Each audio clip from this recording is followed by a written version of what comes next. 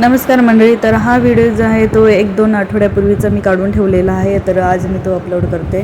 तर इथे संडेच्या दिवशी मॅरेथॉन ठेवलेली होती. तर स्कूलवाल्यांकडून इथे मॅरेथॉन होती, म्हणजे डॉन बस्को स्कूलकडून, आणि प्रत्येक शाळेचे जे विद्यार्थी होते, म्हणजे ज्यांना पार्टिसिपेट करायचे, तर ते सगळे विद्यार्थी इथे आलेले होते. मग त्यांच्या वयानुसार, एजनुसार इथे त्यांचे गट पाडण्यात आले होते.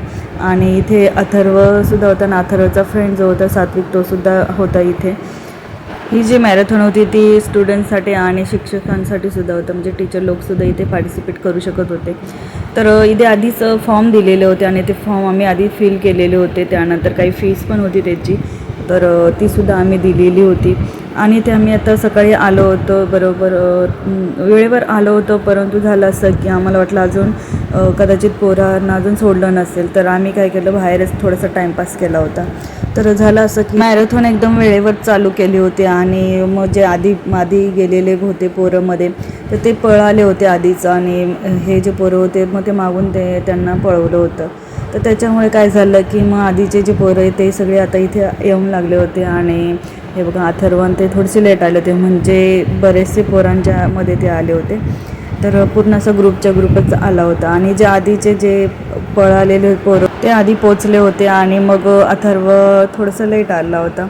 तर अथर्व आणि सात्विक थोडेसे लेट आले होते.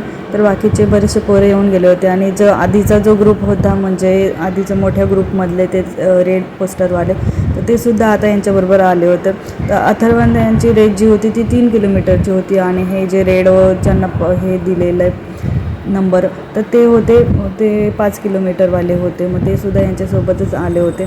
ते सुद्धा त्यांचा राऊंड कंप्लीट करून ते आले होते. तर इथे मुलंसुद्धा थोडे फ्रेश होतात, आणि त्यांनासुद्धा चांगलं वाटतं. इथे सगळ्या मुलांमध्ये पळायला एक नवीनच एक एनर्जी येते, आणि खूप छान वाटतं. अथर्व मस्त खुश होता. तर इथे बघा, त्यांना मग सगळ्याच मुलांना इथे मेडल दिलं होतं, आणि इथे त्यांना एक सर्टिफिकेटसुद्धा दिलं होतं सगळ्या मुलांना. आणि सोबत एक बॉक्स पण दिला होता, त्याच्यामध्ये होतं समोसा वगैरे होता. तर इथे आम्ही येताना मग मटण घेऊन आलो होतो. मग मटणच्या दुकानात गेलो होतो. त्याच्यानंतर इथे मी मटण करून घेतलं, मटणची भाजी बनवून घेतली, आणि त्यानंतर इथे मी भाकरी बनवली. त्यानंतर आम्ही बसलो होतो इथे जेवायला, आणि खूप छान अशी भाजी झाली होती, मस्त. तर जेवण केल्यानंतर आम्ही संध्याकाळी परत मग मुलांना शॉपवरती घेऊन गेलो होतो, टॉईजच्या, कारण आम्हाला त्यांना खेळणी घ्यायचे होते. त्यांच्या गल्ल्यामध्ये काही पैसे जमा झाले होते, तर त्या पैशांची आम्ही त्यांना खेळणी घेऊन देत असतो. नेहमी दरवर्षी गल्ला बनवतो आणि त्याची खेळणी घेत असतो.